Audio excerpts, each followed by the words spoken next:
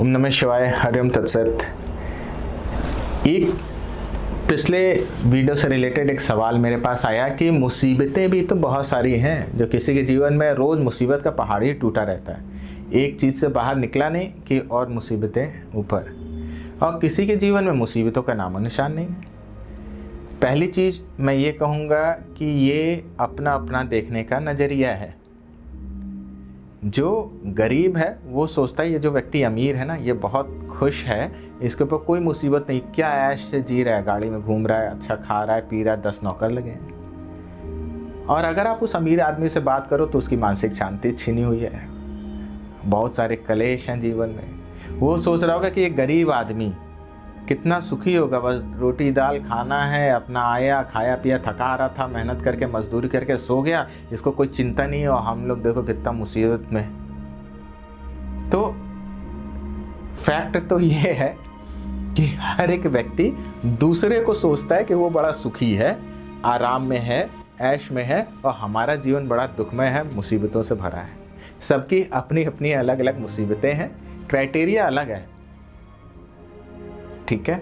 ये तो एक पहलू हो गया। दूसरा पहलू कि फिर मैं उस कर्म के सिद्धांत पे आता हूँ कि अगर आपने अपने जीवन में बहुत सारे अत्याचार कर रखे हैं, अपनी शक्तियों का दुरुपयोग कर रखा है, जो ईश्वरीय गुण है प्रेम करुणा, उससे आप दूर रहे हैं, तो आप आने वाले समय में अपने लिए आपने वो पॉजिटिव बीज बोए ही नहीं थे, तो ऑब्वियसली वो नकारात्मक जो कांटे हैं उसी की फसल उगेगी, वही आप काटोगे। तो जिनके जीवन में ये है, हो सकता है, क्योंकि मेरे को बहुत सारे लोग बोलते हैं कि इस जीवन में तो मुझे याद नहीं आ रहा कि मैंने किसी का बुरा किया,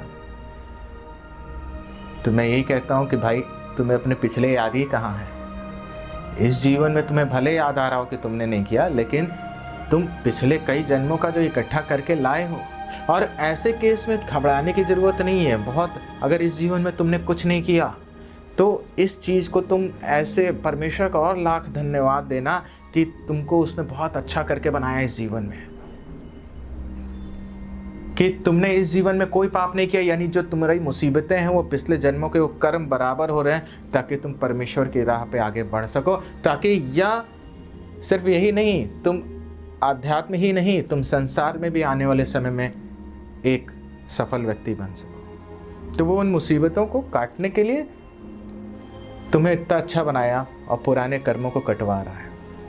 और जब ये भाव रखोगे, तुम में से बहुत सारे लोग कहेंगे कि यार ये क्या बात हुई। मैं इसलिए कह रहा हूँ क्योंकि जब तुम ये भाव रखोगे तो तुम ईश्वर का शुक्रिया अदा करोगे और तुम तैयार होगे वो ग्रहण करने के लिए कि ठीक है, जो भी कर्म फल है मैं उसको स्वीकार करता हूँ। और सबसे मज़ेदार बात, अगर तुम कर लो कि साधना से उस कर्म फल को ही जलाकर भस्म कर दो, उस कर्म को ही जलाकर भस्म कर दो, तो तुरंत इमीडिएट तुम उस चीज़ से मुक्त हो जाओगे। और नहीं तो अगर तुम्हें साधना या जप तप के या भक्ति मार्ग से आगे नहीं बढ़ना, अद्वैत मार्ग से आगे नहीं बढ़ना, तो उसको भोगने के लिए भी अगर तुम एक सामान्य इंसान की तरह तुम सोच रहे हो, तो तुम उसको एक्सेप्टेंस के साथ भोगो, ताकि वो और कर्मफल अपना वृहद रूप ना ले, वो और गाढ़ा ना हो, वो और स्ट्रांग ना हो, वो रिलीज हो जाए, तुम उससे मुक्त हो जाओ।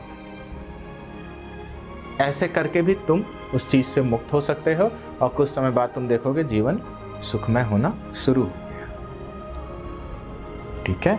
तो अगर मुसीबतें आ रही हैं तो मैं सॉल्यूशन की बात करता हूँ। क्यों आ रही हैं, किस कर्म की वजह से आ रही हैं, उसको छोड़ दो। उसको साधना, तपस्या, तप, भक्ति, प्रेम की अग्नि में जलाकर भस्म कर दो। उसका राह मैं तुम्हें दिखा सकता हूँ। और अगर नहीं कर सकते, नहीं भाव आ रहा, तो एक्सेप्टेंस का भाव लेके आओ, कि परमेश्वर का धन्यवाद का ही सिर्फ भाव लेकर के आओ कि तुमने मुझे अच्छा बनाया, और ये जो मुसीबतें हैं ये पता है मेरे पुराने कर्मों का फल है, मैं इनसे जल्दी से जल्दी मुक्त होना चाहता हूँ, मेरी सहायता करो, और उसको स्वीकार करो। तो इसी के साथ आप सबका कल्याण हो, बहुत खुश रहिए। ओम नमः शिवाय, हरिओम तत्सत।